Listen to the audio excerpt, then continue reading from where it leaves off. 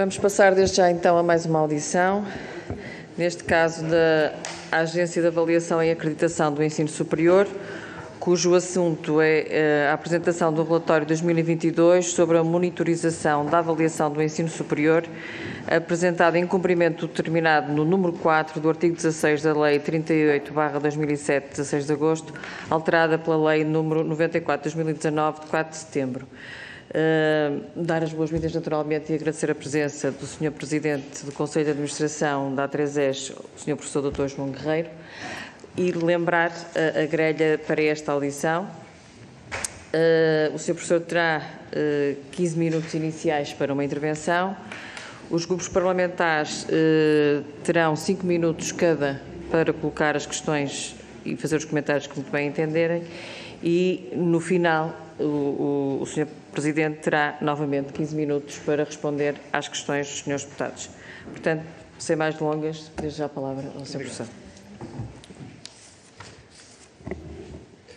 Bom dia a todos. Muito obrigado por esta possibilidade de expor, enfim, aquilo que tem sido a atividade da Agência de Avaliação e Acreditação do Ensino Superior nos últimos 12 meses.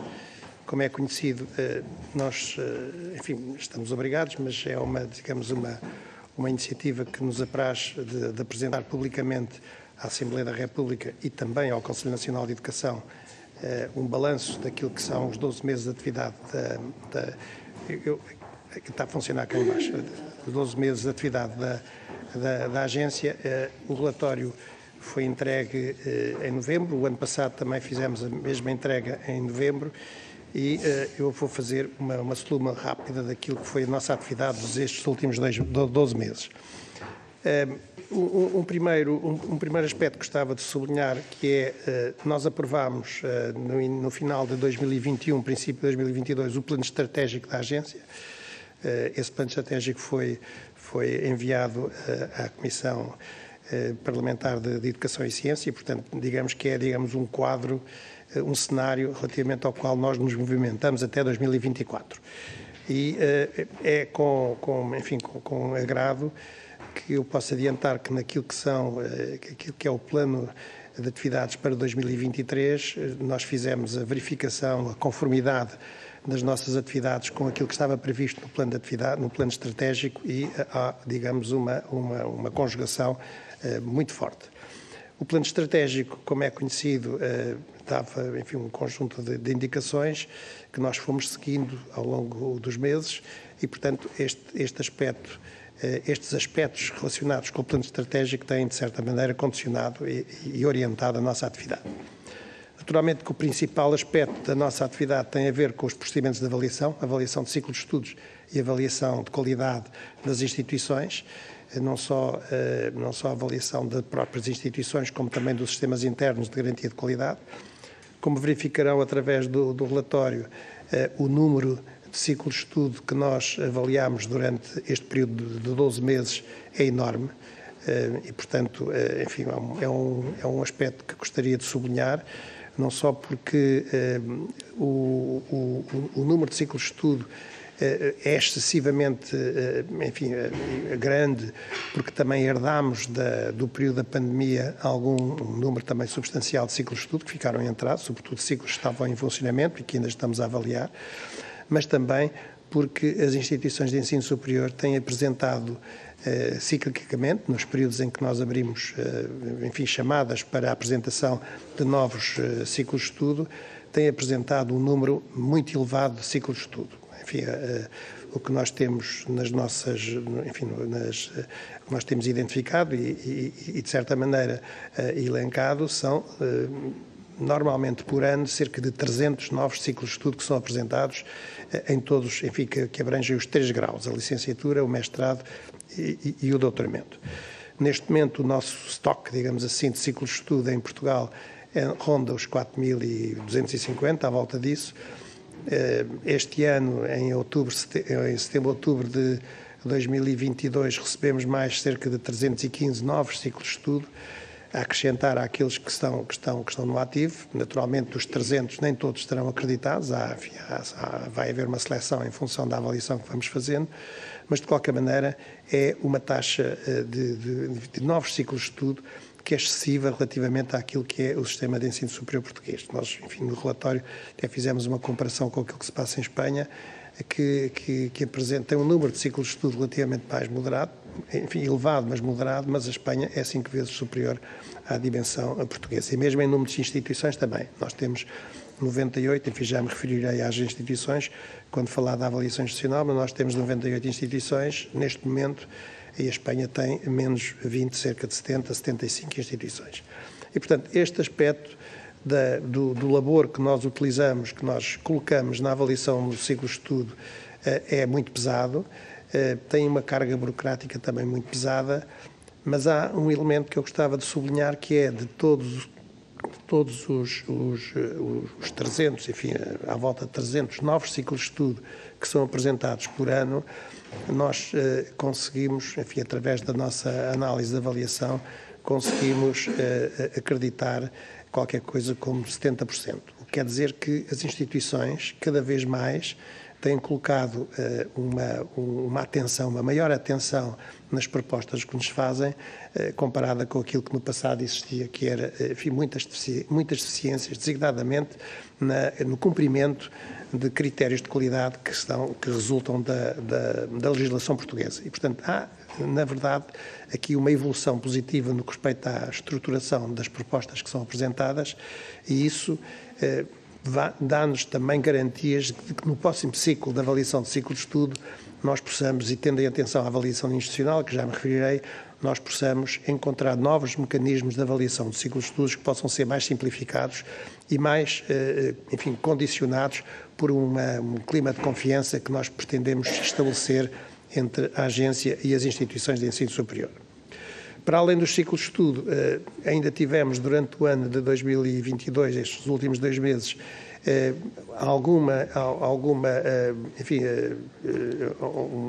ainda uma parcela de avaliações institucionais que ficaram da última avaliação institucional, que foi 2016, mas que nessa altura tinham sido acreditadas com condições e, portanto, analisámos aquilo que foram os relatórios de acompanhamento, não só dessas avaliações institucionais, mas também das avaliações dos sistemas internos de garantia de qualidade. Um outro aspecto que está também sublinhado no relatório e que eu gostaria de evocar tem a ver com as comissões de avaliação externa. Este mundo de ciclo de estudo que nós avaliamos obriga à constituição de um número elevado de comissões de avaliação externa, que está no relatório, tem, enfim, quase 1.200 comissões de avaliação externa, quase 1.200 avaliadores, naturalmente há avaliadores que se repetem em algumas das comissões de avaliação externa. Isto é digamos, uma operação de logística muito pesada, não só porque enfim, há que formar as comissões de avaliação externa, mas também há que introduzir na seleção dos avaliadores e dos peritos que nós incluímos nas comissões de avaliação externa critérios que cada vez mais, digamos, mais rigorosos para a constituição das comissões de avaliação externa. É realmente um momento de relacionamento da agência com as instituições, são as comissões de avaliação externa, e, portanto, temos tido o cuidado de encontrar os melhores elementos do sistema de ensino superior português para incorporar nas comissões de avaliação externa. Temos tido a preocupação de selecionar, do ponto de vista internacional, os melhores avaliadores e peritos internacionais para integrarem também as comissões de avaliação externa e fazemos uma seleção relativamente rigorosa para selecionar estudantes para integrar também cada uma das comissões de avaliação externa. E, portanto, este aspecto é um aspecto que eu gostava de sublinhar porque, enfim, para além dos critérios que introduzimos, que é a obrigatoriedade da rotatividade, enfim, os elementos que estão nas comissões de avaliação externa não podem estar mais do que 3 anos nessas funções, ou haver um equilíbrio de género na composição e na presidência das comissões de avaliação externa, ou haver um distanciamento geográfico quando formamos uma comissão de avaliação externa para um ciclo de estudos que está no Sul. Normalmente são peritos do Norte que são incorporados nessa comissão de avaliação externa. Portanto, para além destes aspectos que, parecendo formais, são substanciais também do ponto de vista do funcionamento das comissões, há uma preocupação nossa para encontrar os melhores avaliadores para integrar as comissões de avaliação externa. Em algumas áreas científicas relativamente às quais há muitos ciclos de estudo para avaliar. Nós temos o apoio, enfim, no último ano e meio tivemos o apoio de comissões, aquilo que chamamos comissões temáticas de avaliação, que são peritos da respectiva área científica que fazem, de certa maneira, assessoria ao Conselho de Administração para selecionar os melhores elementos e, portanto, para nos apoiarem nessa operação. O outro tópico que gostaria de abordar é a avaliação institucional. Nós colocamos, neste momento, um acento tónico na avaliação institucional. Ela faz de 5 em 5 anos, fez-se em 2016, far-se-á agora em 2023. Há uma preparação que foi feita nos últimos meses, com a definição do modelo institucional, com a definição do manual de avaliação institucional, com a definição do guião, que está em fase, enfim, acabou ontem, o período de consulta pública do guião, e, portanto, este aspecto é um aspecto essencial para nós, porque vai permitir ter a fotografia daquilo que são as dinâmicas das instituições de ensino superior, todas elas, públicas, privadas, universitárias e politécnicas, as estratégias respectivas, a solidez com que desenvolvem as suas atividades, as estratégias que têm do ponto de vista internacional, do ponto de vista das relações com as comunidades envolventes, e é, digamos, o resultado desta avaliação institucional que nos permitirá também aliviar no futuro algumas dos procedimentos de avaliação que temos relativamente aos ciclos de estudo, porque a partir do momento em que nós detectamos e, portanto, confirmamos que a estruturação e a dinâmica de uma instituição é sólida, que tem um sistema interno de garantia de qualidade que funciona efetivamente, que há, digamos, taxas de participação dos diferentes segmentos da comunidade académica, enfim, com muita intensidade, tudo isso pode aliviar aquilo que são os nossos procedimentos de avaliação. Na realidade, nós já testámos nesta última fase, nos últimos meses já começámos a testar alguns procedimentos mais simplificados, com êxito, devo dizer com êxito, mas enfim, digamos que após a avaliação institucional, este aspecto é que será bem desenvolvido. Do ponto de vista da internacionalização, sublinhar as nossas relações com a ENQA. A ENQA é a entidade europeia que faz a avaliação e a acreditação das agências do Espaço Europeu de Ensino Superior. Nós estamos acreditados até 2024. Em 2023 teremos que fazer um novo relatório de autoavaliação para nos submetermos à avaliação externa a partir da ENQA e, portanto, isso é um assunto que está em curso. Entretanto, temos participado nas atividades da ENQA. A internacionalização, dois aspectos que eu gostaria de sublinhar. Um deles tem a ver com a grande proximidade que temos desenvolvido com os países da CPLP, designadamente com realizações diversas, com apoio à constituição de iniciativas que as agências dos países da CPLP, designadamente Angola e Cabo Verde, têm desenvolvido.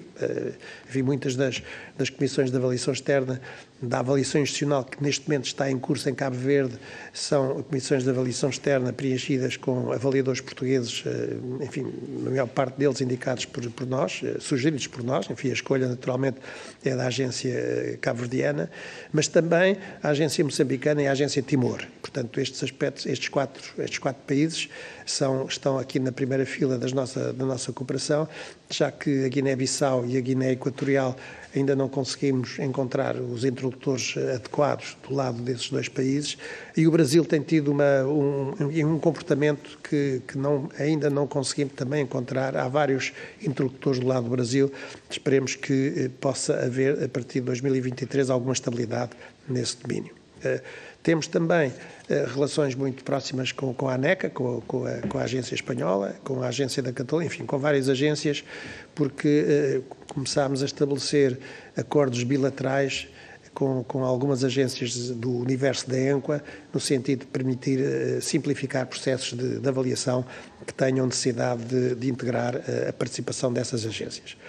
Conselho Científico, formámos recentemente um Conselho Científico. Como sabem, o Conselho Científico não é um órgão estatutário da agência. O anterior Conselho de Administração tinha impulsionado um Conselho Científico.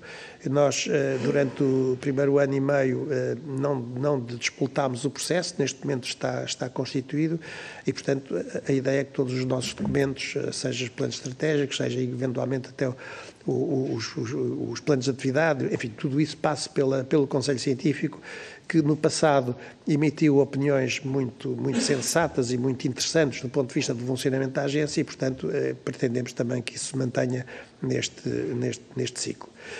Do ponto de vista do plano de investigação e da produção de conhecimento, a nossa opção, nós definimos 3 prioridades: ensino à distância, inovação pedagógica e doutoramentos. O ensino à distância abordámos em 2021 com alguma intensidade, do qual até fizemos uma conferência internacional, do qual retirámos alguns critérios para a avaliação dos ciclos de estudo de ensino à distância.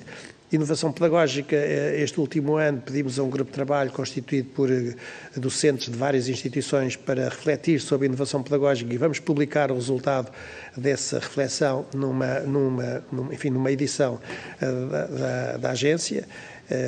Entretanto, houve pequenos debates com docentes de várias instituições também relativamente a isso, e permitiu consolidar a reflexão que esse grupo de trabalho fez.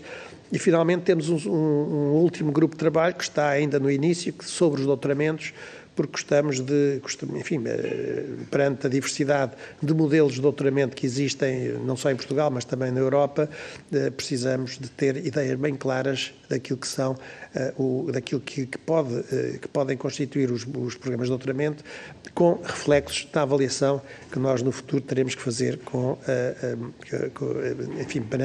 perante a submissão de propostas de doutoramento que são feitas à agência. Portanto, os recursos internos estão relativamente estabilizados, o orçamento está estabilizado, portanto não há também nada aqui a referir. Como nota final, nós colocámos na nota final do relatório este aspecto do excessivo número de ciclos de estudo, que gostaríamos também de ver abordados, porque nós somos uma agência que analisa a qualidade dos ciclos de estudo e não temos funções na regulação nacional do sistema de ensino superior. Mas é um problema que eu julgo que é um problema complicado e, portanto, nós não deixámos de assinalar no final do relatório de atividade. Muito obrigado. Obrigada, Sr. Professor. A palavra agora ao Grupo Parlamentar do PS, a Sra. Deputada Rosa Venâncio.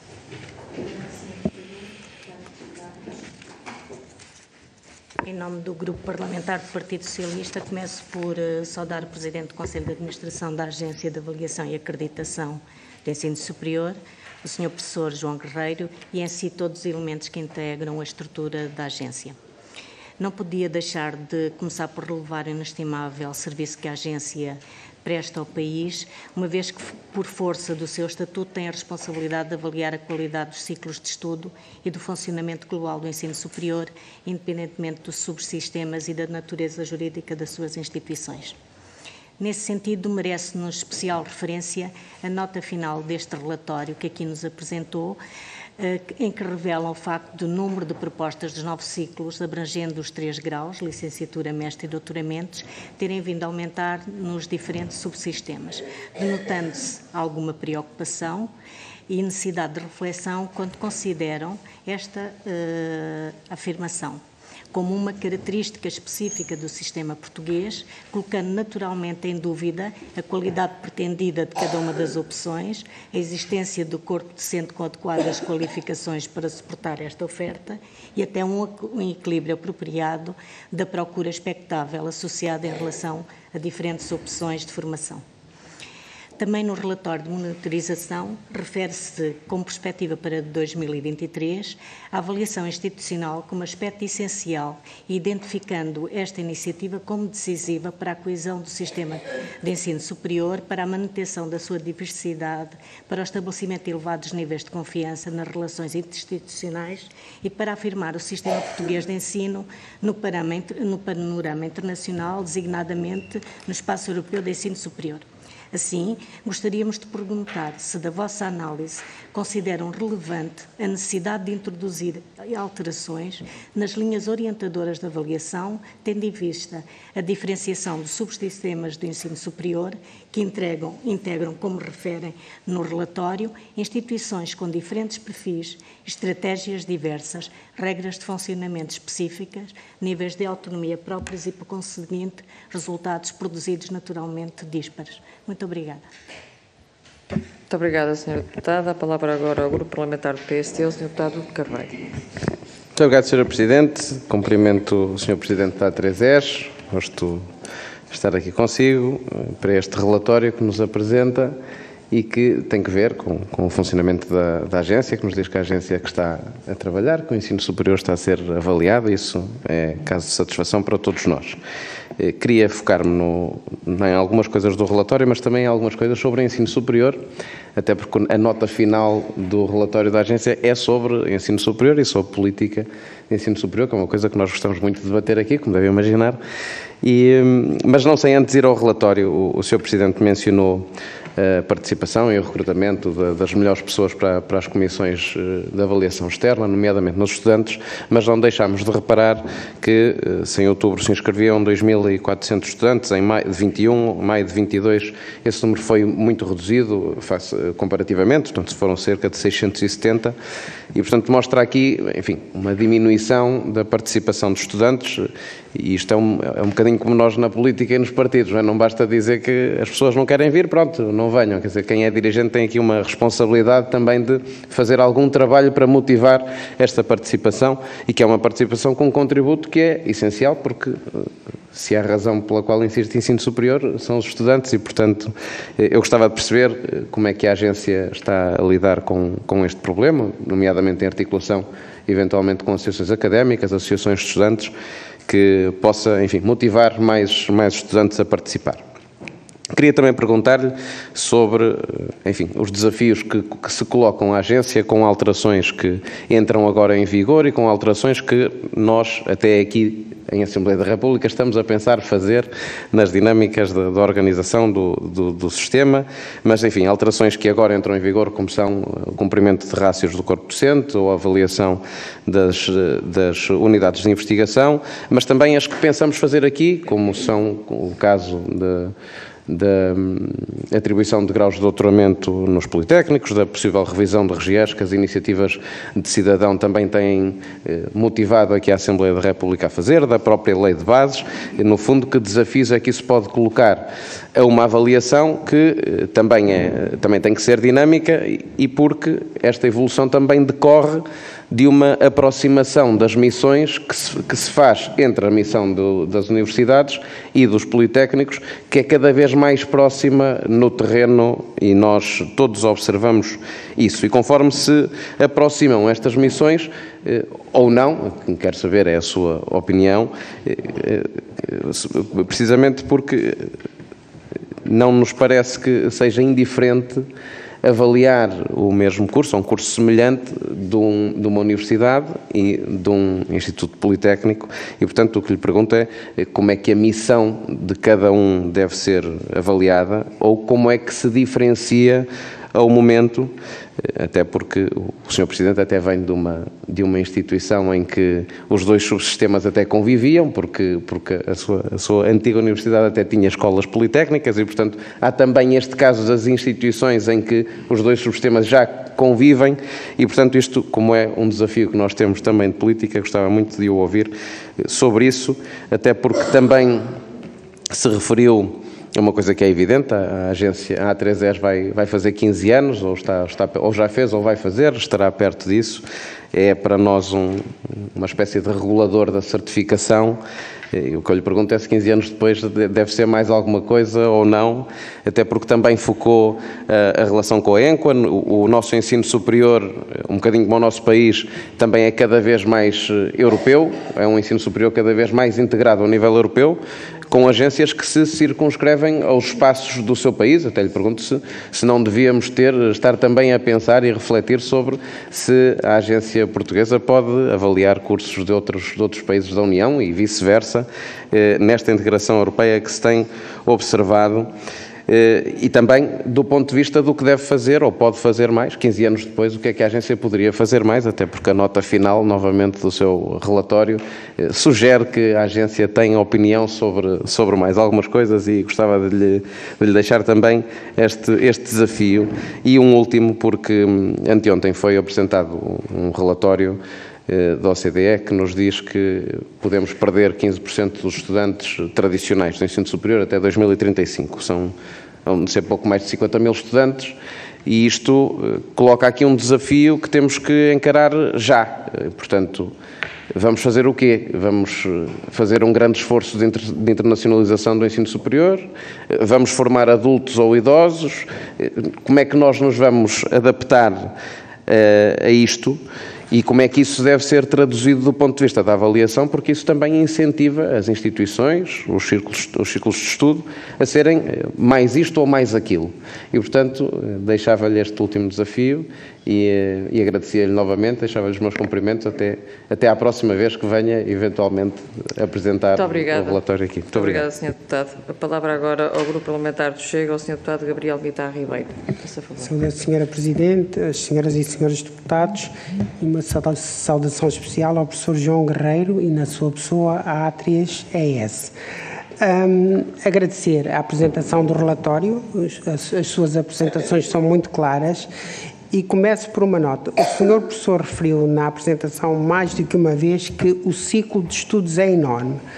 E a questão que eu queria colocar, a primeira é se o ciclo de estudos é enorme ou se é a A3ES que se tornou pequena nestes 15 anos. Isto é, ou se é a A3ES que perdeu força de regulação nestes últimos anos e se não há aqui um problema de regulação no ensino superior.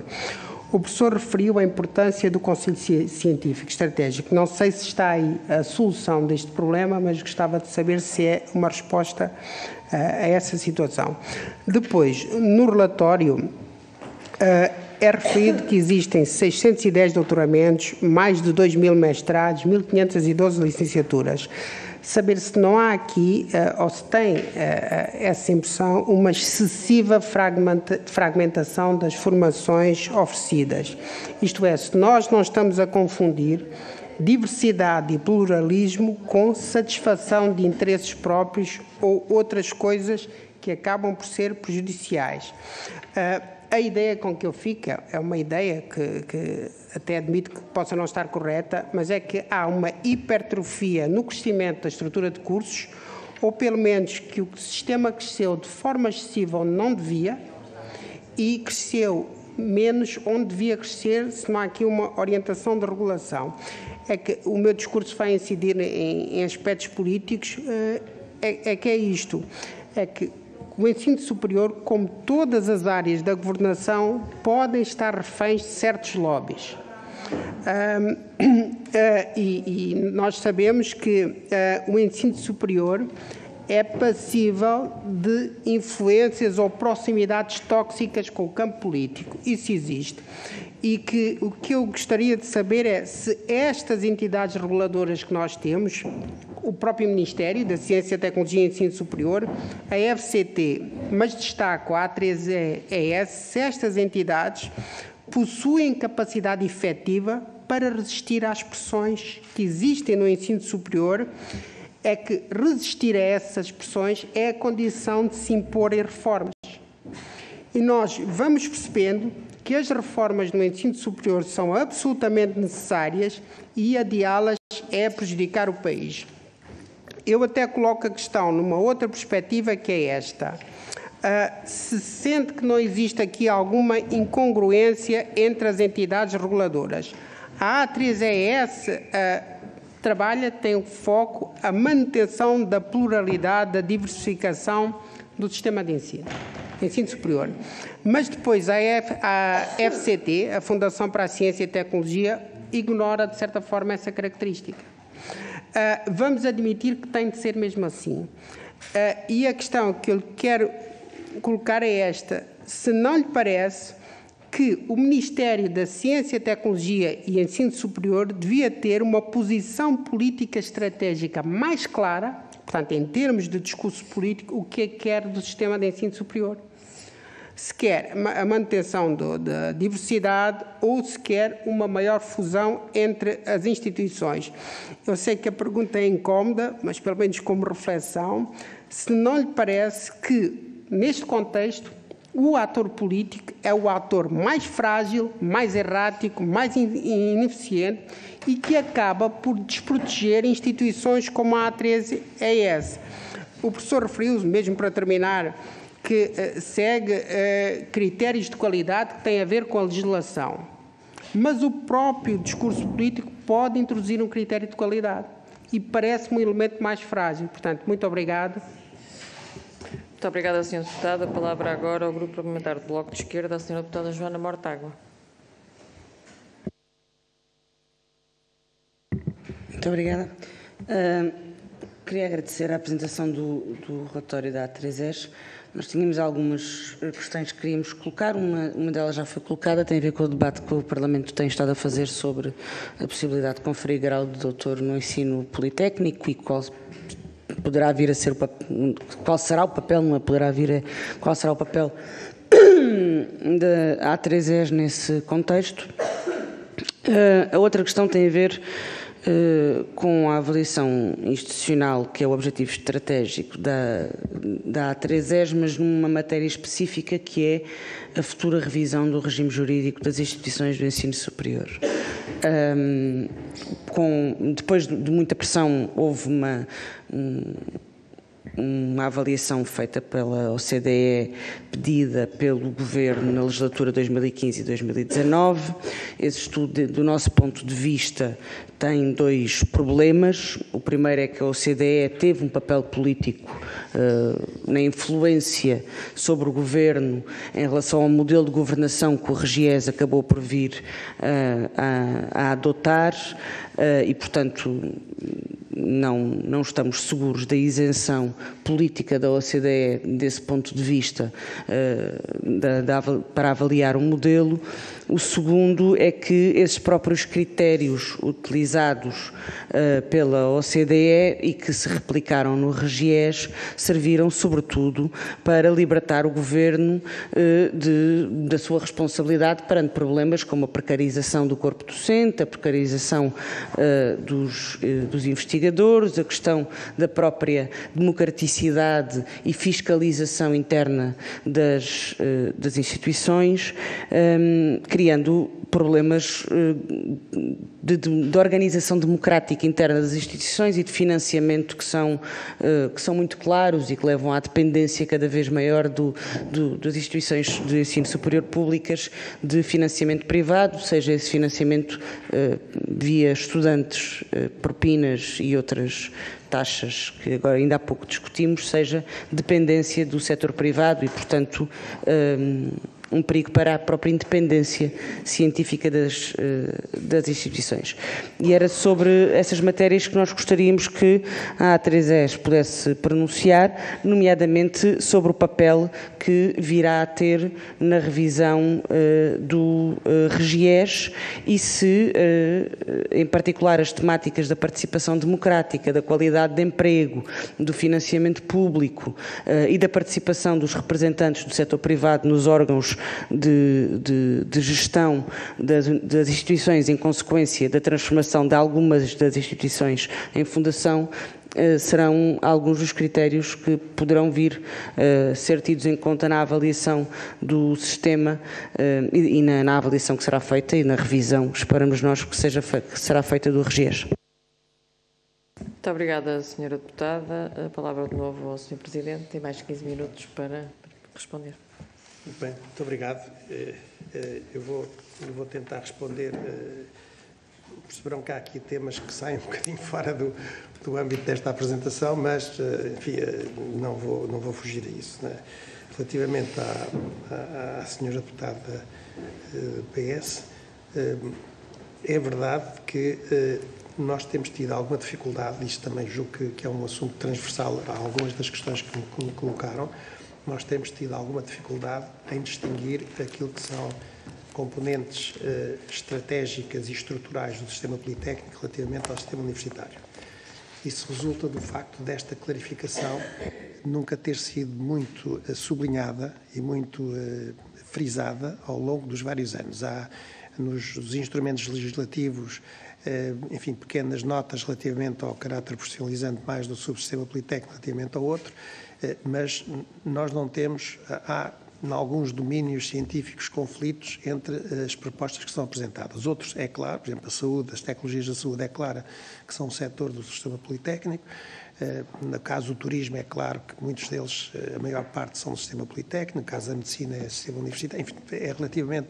Enfim, há, digamos, aqui uma linha que, de certa maneira, consegue evitar que haja...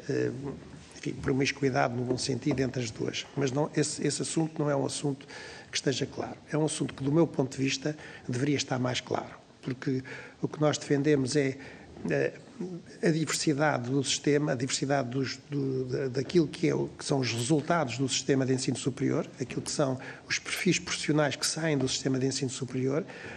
Não valorizamos tanto a identidade das instituições, mas valorizamos a identidade por si próprias, mas valorizamos a identidade das instituições enquanto serviço público que prestam à sociedade. E, portanto, aquilo que nos interessa saber é, do ponto de vista das necessidades da sociedade e daquilo que são as dinâmicas das instituições, das empresas, das associações, das autarquias, das administrações públicas, quais são os perfis profissionais que entendem necessário para dinamizar as suas atividades. E, portanto, fazer, digamos, esse tipo de reflexão, qual é o impacto que tem na estruturação do sistema de ensino. E, portanto, tudo o que seja reduzir a diversidade do sistema de ensino é negativo, porque nós estamos a satisfazer perfis diversos, perfis profissionais diversos, perfis, necessidades diversas da sociedade e, portanto, esse aspecto. Em minha opinião, eu gostaria que, do ponto de vista público, houvesse claramente, enfim, maior grau de distinção entre os dois subsistemas, porque eles correspondem a dinâmicas diferentes e a necessidades diferentes da sociedade. E, portanto, esse aspecto é um aspecto que nós tentamos fazer. Enfim, o Sr. Deputado do PSD sublinhou que eu venho de uma instituição que tem justamente os dois sistemas de ensino e dentro da Universidade, enfim, é conhecida, é a Universidade do Algarve, nós tentávamos sempre fazer essa distinção daquilo que é o perfil à saída de uma escola politécnica e aquilo que é o perfil à saída de uma faculdade universitária. Não é fácil e, portanto, isso provavelmente é um tema da reflexão nosso da sociedade portuguesa, enfim, da Assembleia da República, das instituições, de forma a podermos clarificar esse tópico. Portanto, esse aspecto parece-me importante. Respeito ao Sr. Deputado do PSD, o problema dos estudantes é que nós abrimos concurso, candidatam-se 1.500, 2.000 estudantes, fazemos uma primeira seleção que tem a ver com as cartas de intenção que os estudantes colocam, fazemos uma prova escrita fazemos uma ação de formação, fazemos uma prova escrita que os estudantes têm que cumprir para percebermos quais são os melhores para captar para as comissões de avaliação externa e, portanto, é este processo de seleção que tem vários passos que chegamos a esse valor que, parecendo reduzido, mas é um valor satisfatório no que respeita ao preenchimento das comissões de avaliação externa.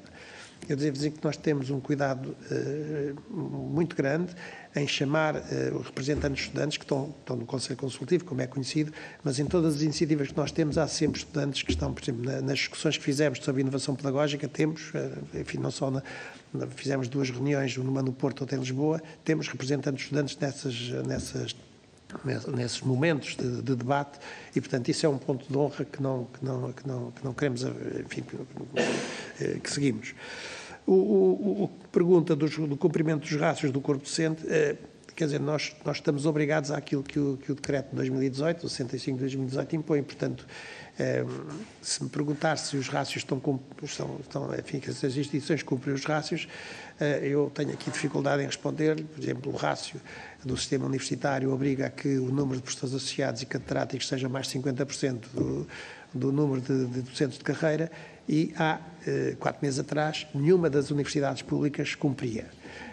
No que respeita às universidades privadas, nós não conhecemos. Nós esperamos avidamente que o Governo ponha cá fora o Estatuto da Carreira Docente do ensino cooperativo, do ensino privado e cooperativo, porque isso vai ser fundamental para podermos estruturar e para podermos apreciar melhor o sistema privado. Neste momento nós não sabemos quais são, digamos, as categorias que há.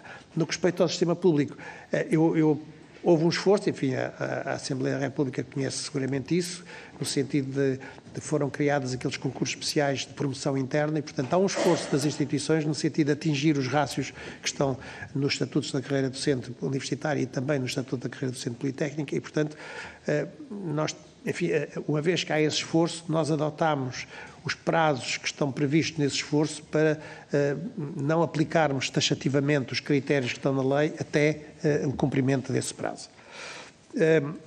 As alterações no enquadramento legal, e portanto, tem um bocadinho a ver com aquela reflexão que eu fiz de início, e portanto eu acho que nós temos ainda muito trabalho a fazer relativamente à separação e à identificação dos dois subsistemas. 15 anos depois, Eu devo dizer que nós temos uma atividade relativamente intensa na avaliação do ciclo de estudos das instituições de ensino superior de Macau. Portanto, há 3 instituições, 2 universidades, na realidade agora 3 universidades, porque o Instituto Politécnico também alterou a sua designação e, portanto, nós temos uma atividade intensa de avaliação e de acreditação de cursos das instituições de Macau. Para além disso, 2 instituições de Macau pediram à A3ES para fazer a avaliação dos seus sistemas internos de garantia de qualidade e, ultimamente, tivemos, enfim, uma solicitação que ainda não sabemos de que forma é que iremos responder, que foi a solicitação de Timor, no sentido de acreditar a agência de Timor, a Agência de Avaliação e Acreditação de Timor. É um assunto muito interessante, provavelmente nós iremos dar uma resposta positiva em associação com a ENQA, porque, enfim, nós não temos, nos nossos estatutos, nós temos competências em ciclo de estudo, em instituições, em sistemas internos de garantia de qualidade, não está clara a competência que temos na acreditação de agências de outros países. Mas é o assunto, até porque se trata de um dos países da CPLP, é o assunto que estamos a colocar alguma atenção, mas provavelmente respondermos positivamente em associação com o ENQA para dar aqui outro enquadramento. No que refere ao relatório da OCDE, quer dizer, nós temos colocado o acento tónico e, enfim, há uma newsletter que vamos publicar no final deste ano que põe o acento tónico na identificação e na melhor exploração de 2 conjuntos de potenciais candidatos ao sistema de ensino superior, que são os estrangeiros e que são os adultos ativos. Portanto, nós temos, enfim, não ia dizer desprezado, mas não é bem isso, não temos dado a atenção devida sobretudo aos adultos altivos, e, portanto, temos ainda déficits muito grande de qualificação naquilo que são a população, os cidadãos com mais anos. É certo que as instituições, sobretudo aquelas instituições que estão nas áreas metropolitanas, sentem-se confortáveis com o Concurso Nacional de Acesso, porque têm, sem grande atividade, recebem no início do ano letivo o número substancial de estudantes que vêm do sistema de ensino superior, mas não têm a preocupação que, a nossa opinião, deviam ter no que respeita a outros segmentos da população, designadamente aos segmentos de idosos ativos. Os estudantes estrangeiros, eu acho que nos últimos anos houve uma grande abertura das instituições para explorar esse setor, até porque as propinas são diferenciadas e, portanto, tem outra face da moeda, que é um complemento financeiro que é relativamente interessante do ponto de vista das instituições. Sr. Deputado Gabriel Mitá, eu não sei se há muitos ciclos de estudos ou se a A3ES é pequena. Eu acho que a A3ES não devia aumentar muito mais, porque o nosso papel é um papel de avaliação e acreditação e, portanto, este problema da multiplicação do número de ciclos de estudos tem que ter uma solução. Não é nossa, que nós não regulamos, mas tem que haver uma solução. Nós sabemos, por exemplo, que no ciclo de estudos das licenciaturas, o Governo tem um papel de regulação quando estabelece no despacho de fixação de vagas, estabelece limitações à abertura de cursos, ao número mínimo de estudantes que têm que frequentar cada um dos cursos e, portanto, no que respeita às licenciaturas e um pouco aos mestrados e aos mestrados integrados, naturalmente, porque coincidem com o primeiro ano, há, do ponto de vista governamental, uma regulação do funcionamento do sistema. Do ponto de vista dos mestrados e doutoramentos não há e, portanto, como vê, o número de abertura, o número de propostas de mestrados é enorme, mas as instituições são livres de fazer isso, não é? E quando perguntam se correspondem a interesses sociais ou a necessidades sociais ou interesses particulares internos da instituição ou de alguns docentes, eu tenho muita dificuldade em responder porque, quer dizer, eu faço parte desse corpo docente e, portanto, conheço bem quais são aquilo que está por detrás de muitas das iniciativas que são tomadas. O que me pede sobre as proximidades com o campo político e a capacidade de resistir, eu devo dizer que aqui não constitui, do ponto de vista da A3ES, não constitui problema. Nós estamos dependentes não do Ministério da Ciência, Tecnologia e Ensino Superior, mas de um Conselho de Curadores. O Conselho de Curadores é completamente, enfim, as nossas relações com o Conselho de Curadores são boas. quando nós discutimos planos de atividade ou orçamentos, o Conselho de Curadores dá parecer sobre os nossos documentos, não intervém nos nossos documentos, portanto nós somos, de certa maneira, completamente abertos. Eu devo dizer que há pressões, muitas das vezes, muitas instituições apresentam ciclos de estudos dizendo que têm uma pressão enorme de estudantes que batem à porta dessa instituição para seguir esse ciclo de estudos, ou que, no caso das instituições privadas, certos ciclos de estudos só são financeiramente adequados se tiverem mais do que X número de estudantes. O nosso critério não é esse, nem a pressão, nem a sustentabilidade financeira. O nosso critério é a investigação científica, há corpo docente qualificado, há instalações, e, portanto, estes critérios são os critérios que presidem, muitas vezes em conflito com as instituições, porque não é possível ultrapassar esses critérios, que são os critérios genuínos de capacidade e de funcionamento dos sistemas de ensino superior. E, por isso, cada ciclo de estudos tem um número máximo de admissões, que a instituição gera como entender, ou integra a totalidade no concurso nacional de acesso, ou integra parte no concurso nacional de acesso e vai buscar estudantes estrangeiros e estudantes maiores de 23 anos para completar esse número nacional. Mas, portanto, não é um assunto que constitua pressão sobre a A3ES, e quem define esse número máximo de admissões são as comissões de avaliação externa, que, em função da avaliação que fazem do ciclo de estudos, assim dizem: este curso só tem condições para acolher 40, ou 35, ou 100, aquilo que for. Do ponto de vista da senhora deputada Joana Mortágua, portanto, o que me pede é mais uma reflexão muito mais ampla do que aquilo que é o funcionamento da A3ES.